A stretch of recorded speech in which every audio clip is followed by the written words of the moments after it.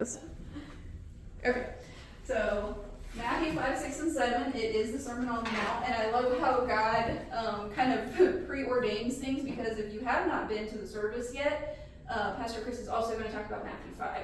So it's kind of interesting how God sort of plans these things out, because me and Pastor Chris do not get together and plan our sermons out and our teaching things out. We do not do that. God is the one who ordains things, and it is incredible and just a confirmation that God is fully in charge of history. Okay, so last week we talked about Jesus' teaching and healing ministry in Galilee. And remember, he took that little quick feast trip down into Jerusalem, got in some trouble down there. You know, we just healed a guy, but he gets in trouble for being healed on the Sabbath. Jesus comes back and he officially calls his 12, and he has this growing mix that is following him. Okay, so we have Jews, we have Gentile, we have male, we have female, we have this huge group that's following after him. Okay, so this week we are going to discuss Jesus' most famous sermon, the Sermon on the Mount. Okay, Matthew records this as one long sermon, okay, that everybody sits down and listens to Jesus' one long sermon. And Luke kind of gives it to us in little pieces, which is why we're going to jump to Luke 6 for part of it, and kind of shorter summaries in Luke. Now, this was probably given as one long sermon, but remember, Jesus taught pieces of this as he went along. And so when he went into the Sabbath synagogues, and when he was walking by the lake, and when he was talking to people, so he would take pieces of this sermon and kind of teach it. So you'll hear a lot of things that we've already kind of talked about, but this was probably given as one long sermon. Now, before we jump into it, I want to give you the context of why Jesus is giving this sermon, okay? It's not like Pastor Chris on Wednesday nights, the ask anything sort of things. Jesus did not have a little box that he collected questions in, and then he was going to answer all of the questions, okay? There's actually a very, very interesting reason why he gives this sermon. He is going back to the book of Deuteronomy, okay? Now, if you don't know anything about the book of Deuteronomy, it is a difficult study, but the book of Deuteronomy was a law book given to the people of Israel after they came out of Egypt, okay? So they're in Egypt for about 400 years. They were slaves for the majority of that time. When God frees them, they still have a slave mentality, okay? They still have an Egyptian law mentality. They have not been Israel, okay? So in order for them to go into the land of Israel and to follow God's commands, God gives them a rule book, which we know as Deuteronomy, okay? It is very clear, very concise, very specific laws that have to do with civil and moral laws and ceremonial laws and all these different types of laws, because he wanted them to be a people, okay? So it's like, you're going to go be a nation, I'm going to give you a guidebook, which was very unusual because, as you know, if anything in the founding of America, right, we had to come up with the rules, right? We didn't like a lot of rules that we had been under, so we made up a lot of our rules, and we amend them as we go along, right? So imagine if you were becoming, members of a new nation, and your God hands you a rule book and says, here's what I want you to do, okay? So that's kind of what happened with the people of Israel. But as people do, they decided to amend the laws that God had given them. And so from the time of Deuteronomy to the time of Jesus, things were very different in the land of Israel. Now, Israel was not a nation. It was not free and independent. It was underneath Roman control, okay? But they had added to Deuteronomy through oral traditions and laws that they believed they needed to follow, okay? So what Jesus does, okay, he is going to give an updated version. So Deuteronomy 2.0, okay, he is going to go back to the heart of Deuteronomy, the heart of God, and in a sense, almost wipe out all of the 600 extra laws that the rabbis had given. And he is going back and saying, this is what God intended. This is what you have messed up, okay? So think of it as this sermon as Deuteronomy 2.0. We're going back to the heart of every one of these matters. And remember, as Messiah, he is establishing a kingdom, okay? Even though it's not the kingdom that the disciples wanted and the followers wanted, he is still establishing an earthly kingdom. So he knows citizens are going to deal with other citizens. We're going to have issues. Things are going to come up because we're all a bunch of sinners, right? Stuff's going to happen. And so this message is, listen, stuff is going to happen. Here's what I want you to do with it. As my followers, not as citizens of Israel, not as citizens of Rome, but as my followers, this is what I expect of you. Okay? So that is what this entire sermon is Jesus' expectation for our citizenship here on earth. Now you'll start to notice none of these apply when we get to heaven. Okay? This is all things that apply right here, right now, on earth. Okay? And Jesus is adjusting the cultural expectations. Okay? So, this is not a path to salvation. This is, once you are saved, here's how to act as a citizen of the Messianic kingdom here on earth. Okay? So remember, these people were waiting for the Messiah. They were waiting for a kingdom. And Jesus goes, all right, we're getting ready to go into a kingdom. So just like Moses was given Deuteronomy before going into the kingdom, I'm giving you this guidebook before we go into the kingdom. Okay? Okay. So let us start in Luke 6. And we're just going to read a couple of verses in Luke 6. Starting in verse 17, and we're just going to go to 19. And he came down with them, so this is Jesus and his disciples, so this is right after the call of the 12 disciples, and stood on a level place with a great crowd of his disciples and a great multitude of people from all Judea and Jerusalem and the seacoast of Tyre and Sidon, who came to hear him and to be healed of their diseases. And those who were troubled with unclean spirits were cured. And all the crowd sought to touch him, for power came out from him and healed them. Okay? So this is setting up the scene. Jesus has just called his 12 disciples. They're kind of walking down this little mount, okay? And they find a level place to talk. And this great multitude is still there waiting for him because they want to be healed, and he's healing them. Okay? All right. So Matthew 5 is where we're going to start. We're going to go through verse 1. Okay? So as these people are waiting for healing, Jesus has a message for them. And he takes the position, assumes the position of teacher. Okay? So Matthew 5 verse 1. Seeing the crowds, he went up on the mount, and when he sat down, his disciples came to him. So he goes up a little bit up on the side of the mountain so that he can talk, okay? And the great thing about teachers in that day is they got to sit down. And everybody else kind of gathered around. They stood, they sat, they reclined, whatever way you could get comfortable to listen.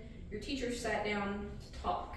And his disciples would gather around at his feet and listen to his message, okay? So here is the message from here forward. In verses 3 through 12, we are going to get descriptions of the characteristics, goal of Jesus' followers. Okay, so he opened up his mouth and he taught them. Blessed are the poor in spirit, for theirs is the kingdom of heaven. Blessed are those who mourn, for they shall be comforted. Blessed are the meek, for they shall inherit the earth. Blessed are those who hunger and thirst for righteousness, for they will be satisfied. Blessed are the merciful, for they shall receive mercy. Blessed are the pure in heart, for they shall see God. Blessed are the peacemakers, for they shall be called sons of God. Blessed are those who are persecuted for righteousness' sake, for theirs is the kingdom of heaven. Blessed are you when others revile you and persecute you and utter all kinds of evil against you falsely on my account. Rejoice and be glad, and your reward is great in heaven, for so they persecute the prophets who were before you. Okay? So Jesus starts out with this demonstration of what he expects of his followers, okay, the characteristics. And we know that word blessed means happy. This is a joy that is untouchable and independent from our circumstances. So anything life can throw our way, okay? And these are all in the present tense. So Jesus is talking about here and now, not what's waiting for us in heaven, but here and now, okay?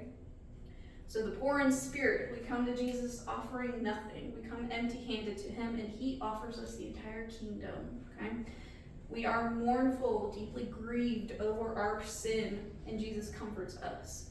We are meek, which is humility and strength under control, a willingness to submit to his authority, and then we will inherit the earth. We hunger and thirst for righteousness. This is a longing that will never be satisfied on this side of heaven. Okay? We will get to be satisfied on the other side. Merciful. This is a restraining of deserved judgment because we have seen mercy from our God. He has restrained his judgment from us. We are pure in heart, which is to be sincere to the core and devoted to our God, who we will then see. Peacemakers, those who bring about peace, we will be called children of God. Persecuted for righteousness' sake, but we will inherit the kingdom. And persecuted for Jesus, who will then reward us on the other side. Okay? So it's interesting that Jesus starts here because what Luke does, keeping your finger over in Luke 6 and dropping down to verse 24, Luke adds a little portion that we don't find in Matthew. And starting in verse 24, it says, "But woe to you who are rich, for you have received your consolation. Woe to you who are full now, for you shall be hungry. Woe to you who laugh now, for you shall mourn and weep. Woe to you when all people speak well of you, for their fathers did to the false prophets. For so their fathers did to the false prophets." Okay? So Luke gives us this paradox. Okay? So Matthew tells us that Jesus spoke all of these blessings on those who were being persecuted and mournful and being trampled on here on earth because of what was waiting for them. And Luke adds another piece of the puzzle here. This woe is not a threat, though. It is a deep regret. These people will mourn because they got their reward here instead of waiting for the one that was waiting for them. Okay? So, hey, come on. Sorry. No, you're fine. Okay, so rich instead of poor, full instead of hungry, laugh instead of mourn, and people will speak well of you instead of persecute you. The people who focus on those things will live to regret it, okay? Because on the other side, they will realize that they got their reward here, okay? All right. So going in, we're in Matthew 5, and we're on to verse 13 through 16. We're going to talk about salt and light, okay? And Jesus says, "You are the salt of the earth, but if salt has lost its taste, how shall its saltiness be restored? It is no longer good for anything except to be thrown out and trampled underneath people's feet." So in Jesus' day, salt was a huge commodity. It was very valuable. Roman soldiers were even sometimes paid in salt. None of you would probably sign up for that today, right? If you went to go get your paycheck and instead of dollars in your bank account, they just hand you a bag of salt, you'd be like, I have some questions, right? Okay, that's how Roman soldiers were paid. They were paid with a bag of salt, okay? So we get the phrase, worth his salt, okay? All right, so salt was used to preserve meat, to slow decay, and so too, we need to be useful, okay? Because once salt lost its saltiness, the only thing it was good for to be thrown on the paths. And if you've lived up north, what do you do with salt? You throw it on the paths for the snow, right? And it makes traction. It's all it's good for, okay? After that, that's all it's good for. It's only good for one thing, okay? So we move from salt to light. In verse 14, "You are the light of the world. A city set on a hill cannot be hidden," okay? So we are not only light receivers, we are to be light givers, okay? So when you light a candle, it then becomes its own flame, and it's the same idea here. The purpose is to illuminate and to expose the darkness.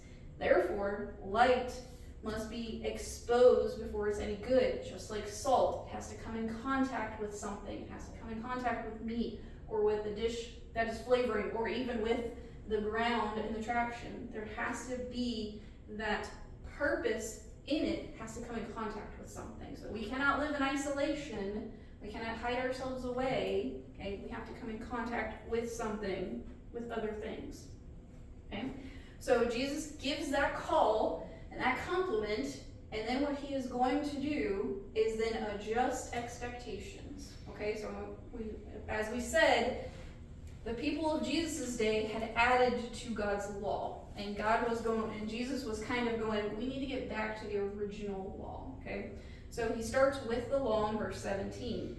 "Do you think that I have come to abolish the law or the prophets? I have not come to abolish them, but to fulfill them," okay? Now he is talking about the Torah. he is talking about those first 5 books, the law and the prophets, not human tradition that has come about since then, okay? So men's interpretation, rabbis' interpretation, had changed God's law.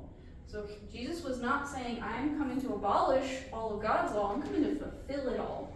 But let me explain to you what God meant, okay? So this is what he's getting ready to do, okay? So he starts this long discussion about the law, and he wanted to make it clear that he didn't come in opposition to it, okay? He wasn't coming to destroy it, wasn't coming to erase it, okay? He was coming to correctly interpret it, which is what the Pharisees and the scribes and everything had not done, okay? So he wanted to make it clear that he had authority over the law of Moses, okay? He was not contradicting it, he was it, okay? But he was going back to the heart of the matter. And the only thing he added to God's law was perfect obedience, something no one had been able to do. And he said, not only are we going back to the heart of the matter, and I'm going to tell you exactly what God meant, but I fulfilled every single one of them, something you could never do, okay? It's the only thing he adds to the law, perfect obedience, okay? So the law sends us to Jesus to be justified, and Jesus sends us back to the law to be sanctified, okay? The law cannot save us, but it does sanctify us, okay? Jesus is our salvation, and he goes, this is God's heart for you, okay? So that's what the law is intended to do, but sinful people got a hold of it and made it what it wasn't supposed to be, okay? So one of the first things that he addresses is anger. In verse 21, you have heard that it is said to those of old, you shall not murder, and whoever murders will be liable to judgment. But I say to you that everyone who is angry with his brother will be liable to judgment. Whoever insults his brother will be liable to counsel. Whoever says, you fool, I don't know how many of you have said that, I have, okay, you will be liable to the hellfire. Ouch, right? Have you ever called somebody a fool? Or worse? Probably worse. Yeah, okay, so that's where he starts. Now, these people that he is speaking to have not studied the law for themselves. They could not read it, and it was kept away from them, okay? All they have done is heard what a rabbi, what a priest, what a teacher had taught them. They didn't have the Bible where they could go look it up and go, you know what, Rabbi, I don't think that's what that says there, okay? All they could do was hear what a rabbi was telling them, okay? So the teaching, you shall not murder, was a good one, right? If we go around all murdering each other, there's not going to be much of us left, okay? So it was true and it was right, okay? But the rabbis taught that anything less than murder was perfectly okay. As long as you did not murder somebody, that's okay. You can basically get away with anything else. It's not murder, you didn't kill him, right? Have you ever used that as a justification? It's not like I murdered him. That was pretty much the law in Jesus' day. As long as you didn't murder somebody, that was okay, okay? So anything short of murder, completely fine. Jesus corrects this, and he's making it very clear that not only the act of murder are those in danger, but those with murderous intent, those who were angry with their fellow citizens of the kingdom because their heart was in danger. Because where does murder start? You wake up in the morning and go, I think I'm going to murder somebody today? No. It starts with anger. It starts with bitterness. It starts with, I need to be justified. That's where murder starts. And so Jesus is going back to, we need to kill that root before it turns into murder. Okay?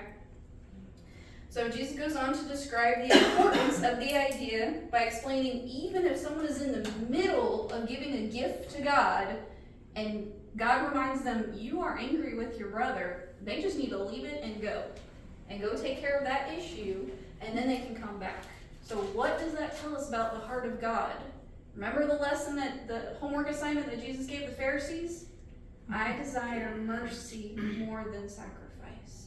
I desire for you to go reconcile with your other people of the kingdom, other citizens, and to give me that gift, because that is a bigger gift to God than anything that you could lay at the altar. Okay? So that's what Jesus is reminding them again of that lesson. That is more important to God than the sacrifice. Okay? All right, so we move from anger into lust in verse 27.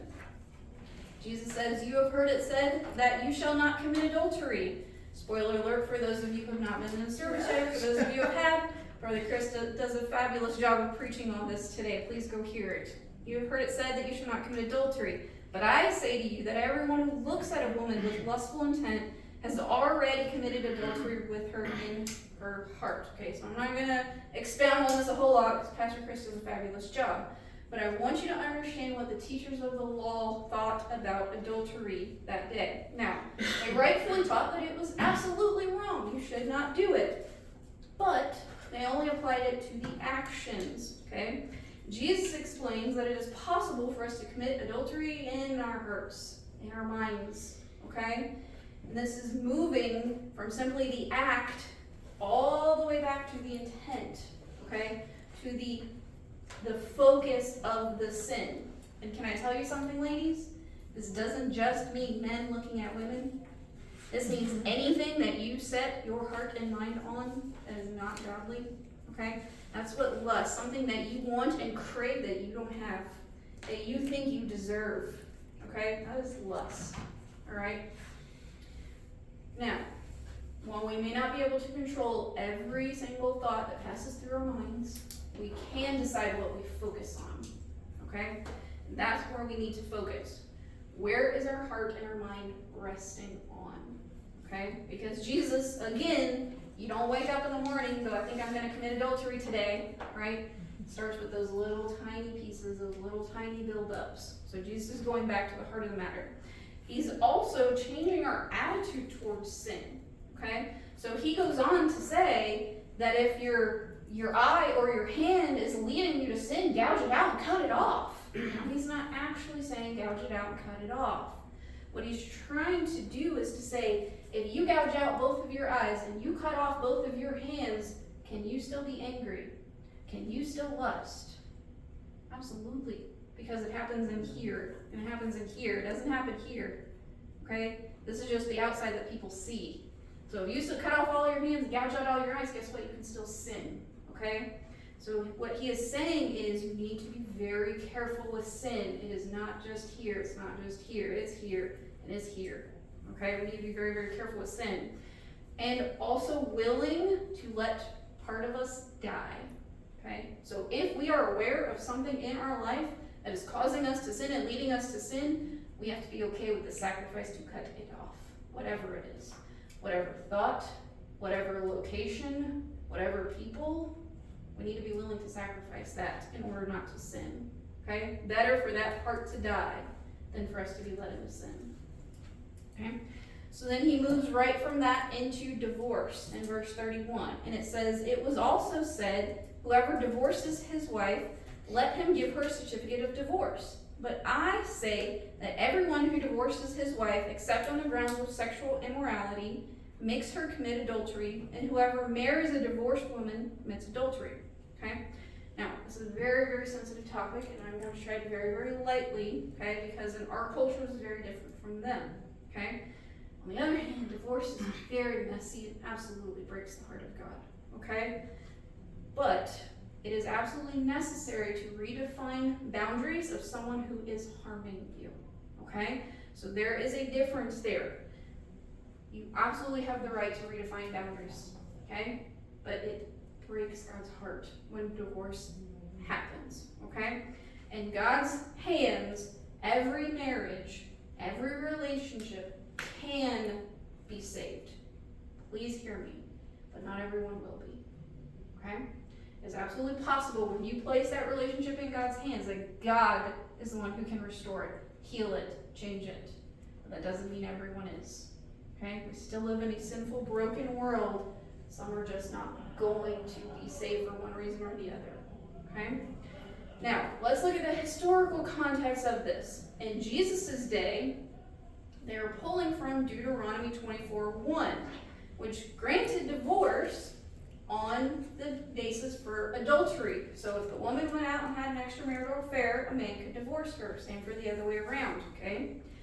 But some of the rabbis okay, they decided to expand the definition a little bit and the interpretation a little bit, to the point, ladies, if you get up tomorrow and you're married and you make your husband breakfast and you burn his breakfast, he could divorce you. For simply burning his breakfast. The rabbi said, that's fine. Yeah, she obviously cannot take care of his needs. So you can divorce her. Okay? So in Jesus' day, that was the level of interpretation. That basically, as long as she showed you that she was not a good wife, you could divorce her. Now, that didn't happen the other way around. A woman, if the man wasn't providing for her, couldn't divorce him. Okay? So what the people were doing were redrawing those lines of interpretation, okay, to practice cruelty against the wives. This was used as a tool against the women in the society.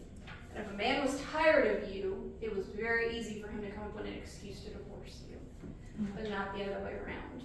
If a woman was not having her needs met and at the hands of a cruel husband, she could not divorce him unless he had an extramarital affair. Okay? So this was the cultural expectation that Jesus is going, no, we're not dealing with that. Okay? They We're going probably back to wouldn't the heart listen of to the her matter. anyway. They wouldn't listen to her anyway. Right. I was gonna say it'd be difficult, right? It would be extremely difficult. Because they could have as many wives as they wanted. There's some debate there. There. There had to be specific situations for them to have another wife. Okay. So like if their brother's widow did not have any extra means, they could take her on as another wife to take care of her, things like that. So there were specific, then they couldn't just go out and get whatever wife they wanted. Okay, so there had to be very specific situations. But the men could basically divorce you for whatever reason, and they could go get another wife. If they got tired of you, they could just divorce you.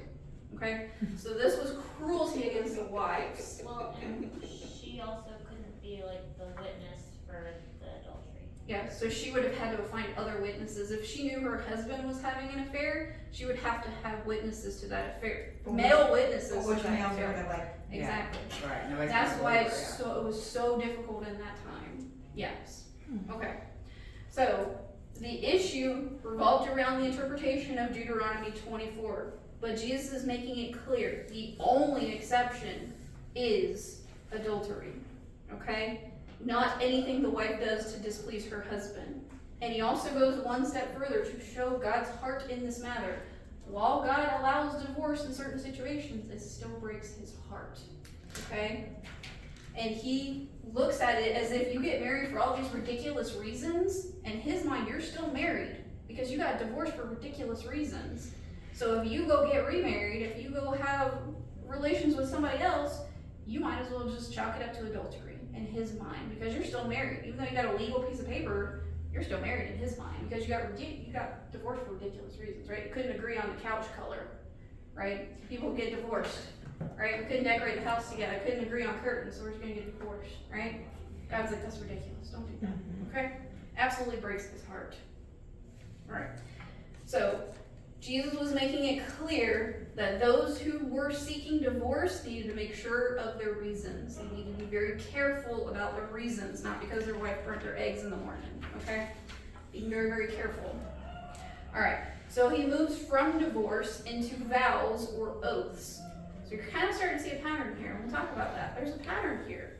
Moving from marriage and the vows of marriage into more general vows, okay? So verse 33 says, again, you have heard that it is said of days of old, you shall not swear falsely, but shall perform to the Lord what you have sworn. But I say to you, do not take an oath at all, either by heaven, for it is the throne of God, or by earth, for it is his footstool, or by Jerusalem, for it is the city of the king. Okay? So the Pharisees, again, were twisting Exodus 20, verse 7. And it said, you shall not take the name of the Lord your God in vain. And they said, okay, so God's name's off the table. Well, we'll just swear by everything else.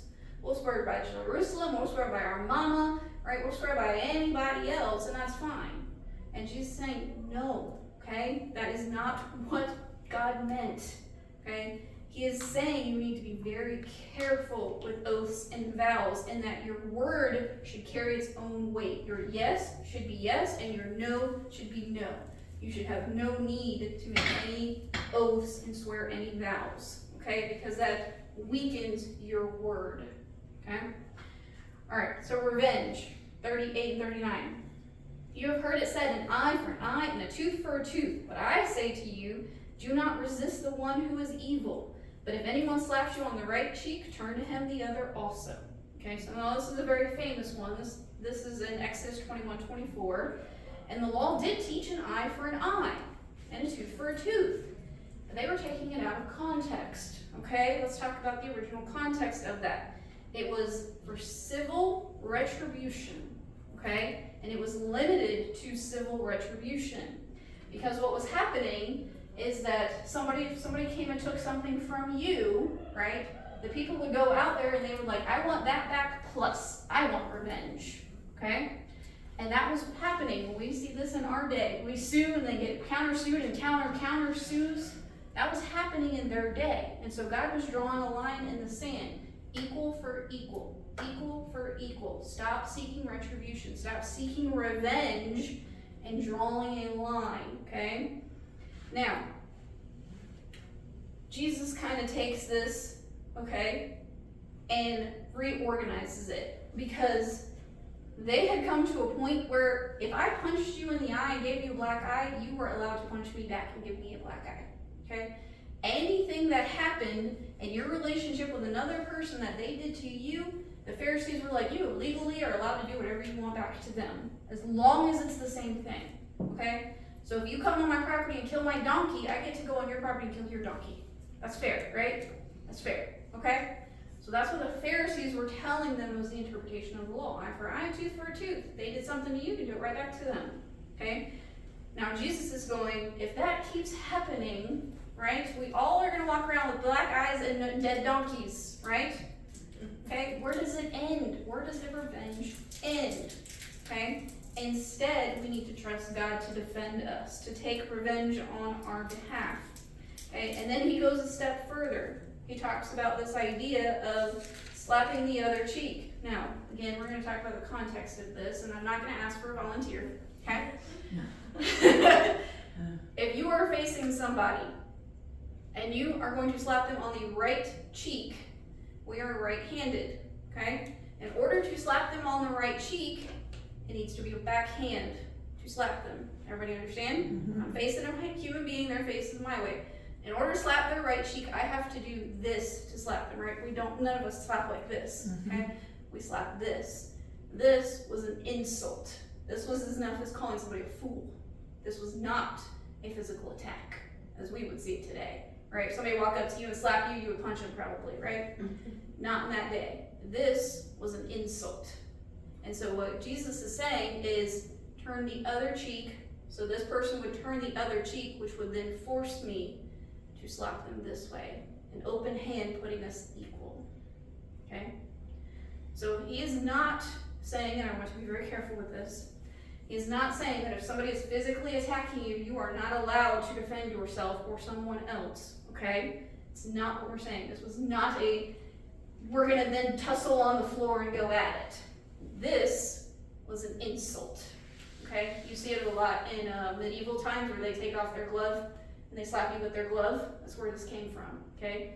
Because in Jewish tradition, you wanted to insult somebody, you just walked up and slapped them on the cheek with a backhand. And that was an insult, not an invitation to a fight, okay? So what Jesus is saying is, turn the other cheek, make them see you as an equal, take it. But at least you're equal and on the same footing, okay? So again, not a physical attack. If someone is trying to harm you, you have every right to defend yourself, okay? And he also moves further into this by giving us the command to take on the evil, deliberate choices of another, okay? So under the Mosaic law, if somebody sued you and you had an extra tunic, you could give up one of your extra tunics, but you were legally allowed to keep your cloak. Jesus is saying, look, if they want your cloak, let them have it, okay? And again, under military law, a Roman soldier could make a Hebrew carry their pack, which I don't know if, they really portray this in The Chosen. Those packs can weigh up to 75 pounds, okay? We're not talking duffel bag, we're not talking like a backpack. 75 pounds worth of gear. They can make you go for 1 mile, but no further. And along the Roman road, they had 1 mile markers. And so you went from marker to markers, knowing that this is a Roman mile from marker to marker, but they could not make you go any further. But you were allowed to go further. And so Jesus is saying, go that second mile. Okay? Choose mercy when you are being shown indignation. When you're being shown judgment and evil intent, show mercy. Don't retaliate. Show mercy instead. And in that, they'll know that you're different. So how you act in the face of evil, indignation, persecution, how you act will show you as a follower of Jesus. Okay? That's what he is saying. My followers will be different in the face of evil. Okay? Alright. Verse 43. We're going into loving our enemies. You have heard it said, you shall love your neighbor and hate your enemy. But I say to you, love your enemies and pray for those who persecute you. So again, under the Mosaic law, Leviticus 19:18, you shall love your neighbor, and it stops there. Guess what the Pharisees added? And you shall hate your enemy with equal passion. So as much as you love your neighbor, you are allowed to hate your enemies. God never said that. Okay? God said, love your neighbor. And the Pharisees go, hate your enemies. Hate your enemies. Okay? They added that part. Okay? So, Jesus was reminding these people that everyone is your neighbor. That means you have no enemies. Okay? If everyone is your neighbor, you don't have any enemies. Okay? But to truly and fully fulfill this law, we must love and bless and do good and pray for those who hate us and persecute us. Remember, he's coming from that revenge idea being poured into what happens next. Okay? Did they not see in all the teachings, even with the enemies of the Israelites, God showed mercy multiple times before he finally said, okay, I've given you 10 chances, you dissed me every time, now they didn't. Because they were so persecuted. They did not see the justice and mercy of God. Because all they focused on was the persecution. What was being done to them. Which was rightfully so. But they didn't look for God's mercy. They didn't look for his judgment on Rome. And I just think I would think that our leaders, especially our spiritual leaders, would try to explain that better instead of feeding into that fear, anger, and hatred. Yeah, so you see what time does to human beings with power. Like, I'm going to interpret this to where it makes me feel good. I'm going to interpret this to give me power. I'm going to interpret this that makes me come out on top. And that's what happened over those hundreds of years. And so now we have these religious leaders who are going, this is not the way it's supposed to be. This is not the way that God intended. Meanwhile, God is like, this is all part of the plan. Get on board, fellas. Right? And so Jesus is pointing back to all of that. Okay? Because he wants his kingdom to be different. You're going to know my followers because they're going to be different. They're not going to be like what the Pharisees are doing. Okay? Alright, so Jesus recognized that we are going to have our enemies in our life. And the plan for God's kingdom is going to take into account real world problems. Okay? So though we have enemies, we need to respond to them in love and trust that God will protect our case and destroy our enemies in the best way possible to turn them into our neighbors.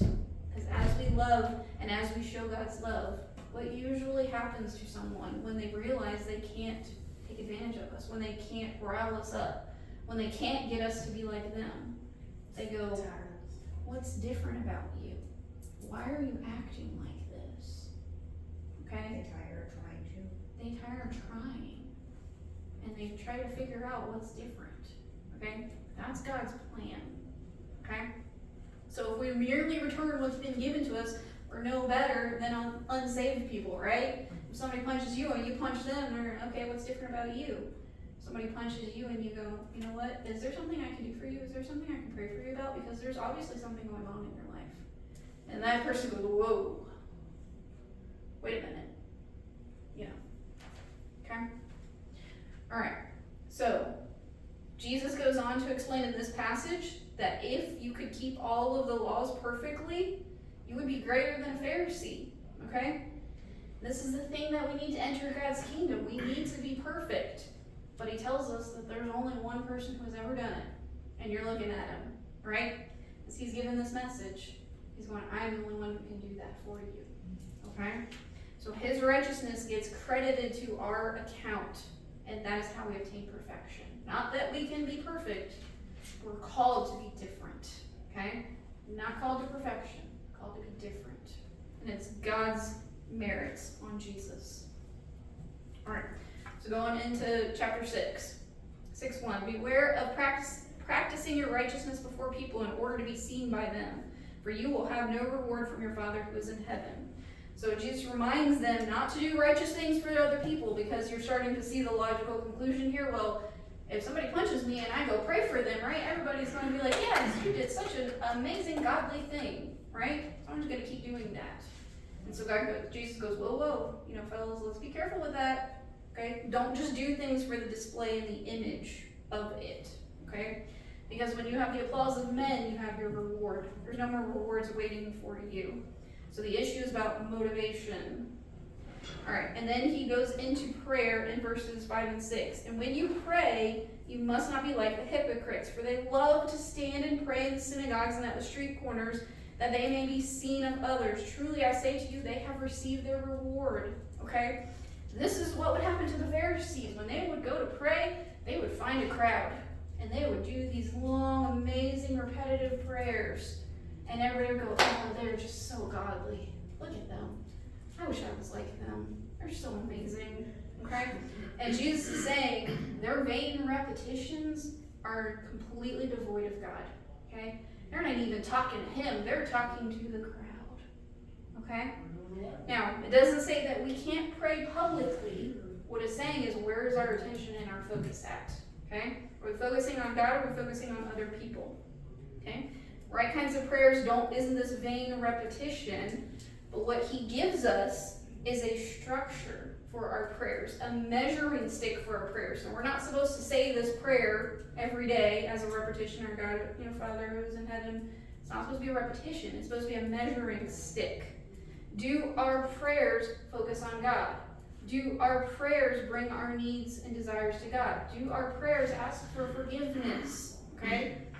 This is what we need to know, and are we doing it all for the glory of God? So every time we pray, that should be our measuring stick, is this prayer, okay? All right, so fasting in verse 16. And when you fast, do not look gloomy like the hypocrites, for they disfigure their faces that their fasting may be seen by others. Truly I say to you, they have their reward, okay? So Jesus is assuming that his disciples are going to fast, but he's saying don't be like them, who literally would disfigure their face and their body to show other people that they were fasting, okay? And he's saying don't do that, okay? We need to take care of ourselves, and when we are fasting, it should just be between us and the Lord and no one else, okay? Money in verse 19. Do not lay up for yourself treasures in heaven, where moth and rust destroy, and where thieves break in and steal. Okay? So he's reminding his disciples to treasure up treasures in heaven, not here. Stop worrying about things here, because they're not going to last. Okay? But when we store up treasures in heaven, we also get to experience the joy of that.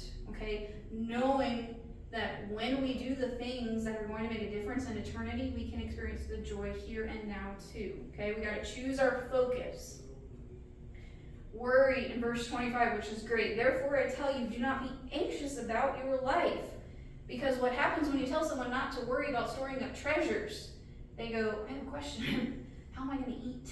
How am I going to live? How am I going to survive? If I'm not worrying about storing up treasures, what's going to happen? So he's getting ahead of that. Therefore, do not be anxious about your life, what you will eat or what you will drink, nor about your body or what will be put on it. For is not life more than food, and the body more than clothing? Okay, so don't get tangled up in all of those questions and those worries. Okay, he is saying that when you worry, you stop trusting. You cannot do both. So you are either trusting or you are worrying. You cannot do both. Okay. And he goes on to say that God provides for the birds, right? Therefore, we should expect God to provide for us. But do birds sit in their nest with their mouths open and wait for God to fill it? Is that what birds do? No. What do birds do? Just fly by, oh. They go and hunt. They go and work. They go and build nests, right? They don't worry about things. They're not flying around worrying about their nest and their birds and the other bird and the bird next door and the worm and their kids. And they're not worrying about it, but they are working, okay? So we are not supposed to just sit and wait for God to fill our mouths. We are supposed to work, but not worry, okay? Stop worrying. Replace your worry with concerns for the kingdom. Get your focus right. All right. Matthew 7:1 says, "Judge not, that you be not judged." Everybody loves to throw this one around here. We're going to clarify this one. "For with the judgment you pronounce, you will be judged, and with the measure you use, it will be used measured." Okay? Now, everybody likes to take that first verse out of context and say, we're not supposed to judge anybody. What does the second verse say? When you judge, you are going to be judged in the same like-minded manner. So what is the point here? It's not to judge. It's to judge fairly, rightly, mercifully, humbly. Everything you would expect to be judged by. Okay? So this is about being fair. Stop judging a book by its cover. Stop judging a book by its cover, but also stop judging them more harshly than you would want to be judged. Okay? So don't not judge. Judge fairly. Judge openly. Judge respectfully. Judge in humility. Okay? Whatever you judge by, you will be judged. Okay? So, I know for me, especially like in my work aspect of life, I always struggled with holding people to certain expectations, but I expect those things out of myself. Correct. In fact, I was written up one time at work, because they're like, well, you can't expect other people to perform their job like you perform yours. And I mean, it hurt, but at the same time, I'm like, but shouldn't you expect your employees to come to work and do their job? And that's all I'm wanting, is someone to come to work and do their job instead of sit at their desk and read their book and not answer their phone. Okay. Yeah. Is that? That's a hard one. That comes back to, do you have the authority to hold them accountable for their job? And I don't. But I can definitely tell you I was given the look, giving them the looks. Yeah, so that probably has to do more with the authority than the judging. But this is for situations where they're in the wrong, but if there's extra circumstances going on, you know, when we see somebody maybe on the phone not doing their job, are they on the phone with the hospital, you know, so that understanding in that, let me dig a little deeper here because I start to see something. But if they're just like, listen, I'm gonna get paid to do nothing, that authority belongs to their boss, not you. So that's a different kind of judgment. We're talking about when somebody does something wrong, we're okay to judge. We're okay to say, listen, you shouldn't be doing that sin, okay? But respectfully, humbly. Because he goes on to give a ridiculous example here. If I've got a log sticking out of my eye and I go, excuse me, you have a little something, a little speck in there, I got some tweezers, and I got a gigantic 2x4 hanging out of my eye, okay? So what he's saying there is we give ourselves a lot of grace and mercy. We don't often do that to other people. So get that 2x4 out of your own eye first, and then you can tell your brother about the speck in your eye. Don't worry about yourself. Worry about yourself, okay? But he's saying don't, you know, get the speck out of somebody's eye and bring it to their attention. Worry about that 2x4 sticking out of your own eye first. Because if you got a 2x4 sticking out of your eye, are you going to be able to see that speck in somebody else's eye? No. Okay? Worry about this, letting God handle this, and then you can go, can I tell you about my God? Can I tell you what God did for me? And the mercy and grace and healing that's waiting for you. Okay? That's it. Okay? I love that example. It's such a great example that Jesus gives us. Okay? And then moving into verse 7, it says, ask and it will be given. Seek and you will find. Knock and it will be open. Okay? This repetition, this deeper seeking of God and the things of Him. Okay? This intensity, this passion to keep seeking God. Because God provides answers. Sometimes it just takes more than one time asking. Okay? We have to diligently seek after Him. And then probably one of the most famous verses in the Golden Rule in verse 12. So whatever you wish that others would do to you, do also to them. For this is the law and the prophets. Because can I tell you how the Pharisees read the law and the prophets? You should not do to your neighbor what you would not want him to do to you. That's how they read the law. Don't do something that you don't want them to do to you. That was the law. So as long as you followed that, you were good. And Jesus says, no, fellas, you don't get it. Do to others what you would want them to do to you. So he's flipping that whole thing upside down. It's not about just not doing evil. It's about doing good. Okay? So he flips that saying upside down on its head. Okay? And he shows us that that's the summary of it all. All the law and the prophets hang on that, because if you get that right, if you treat other people how you want to be treated, you've already checked off all of the boxes of all of the laws and all of the prophets. Okay? So Jesus says, if you get that right, everything else will be taken care of. You don't have to worry about all of those other laws because you're doing this one. Okay? So that's the summary of all of the laws and the prophets and how we should be in relationship with other people. Okay? And then finally, he wraps it up here in verse 13. Enter by the narrow gate, for the gate is wide and the way is easy that leads to destruction. And those who enter by it are many. For the gate is narrow and the way is hard that leads to life, and those who find it are few. Now, again, is Jesus' sermon about salvation? This is not a salvation message. Okay? We are talking about following. Okay? Jesus, as the good shepherd, is having his sheep follow him. And he's talking about two different gates here. Life, not salvation. A lot of people like to take this verse and use it as salvation. It is not. Okay? He is saying that there would become people who would be false prophets who would try to lead you astray, as the Pharisees had done for the last several hundred years.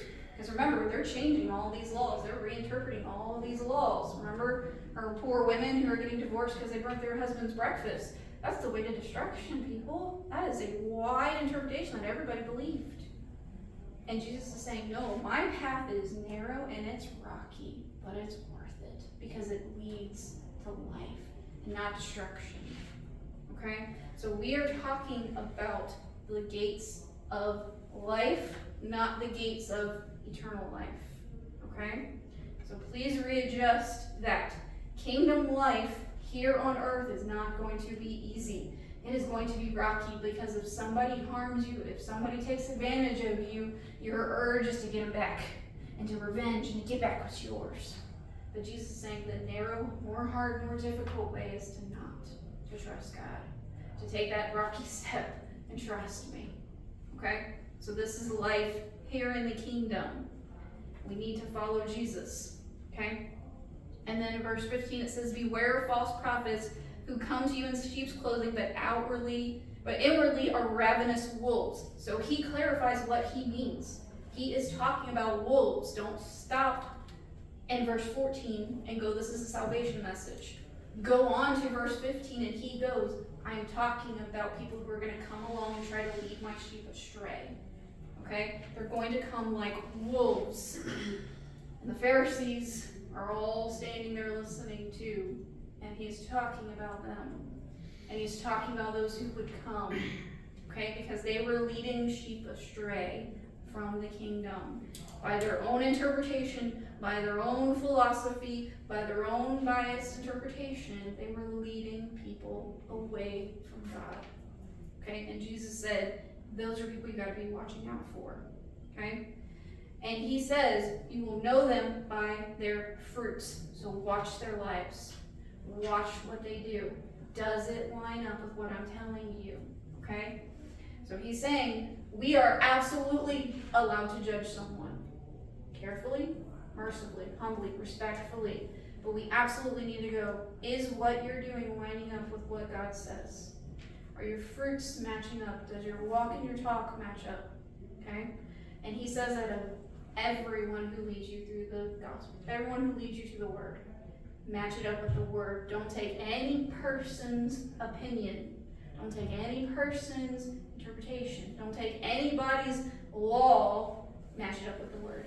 And if it is not in the word, it is not true fruit. Okay? So, is judgment allowed? Yes. Okay. Remember Ben Carson talking about fruit salad? Yes. Okay. So, judgment is allowed. Carefully, respectfully, humbly, but it is allowed. Get that, deal with the plank in your own eye. Come to it humbly and respectfully, but you absolutely can judge people. Okay? Alright. So he then gives the illustration of the two buildings that we've all been familiar with. From the outside, they looked exactly the same. But when the winds and the rains and life came, the foundation was shown. Okay? Sand or rock. So the testing and the fruits will come out. Okay? And then finally, he wraps it up in verse 28, and it says, when Jesus finished these sayings, the crowds were astonished at his teaching, for he was teaching them as one who had authority and not as their scribe. Because you know what the scribes and Pharisees did?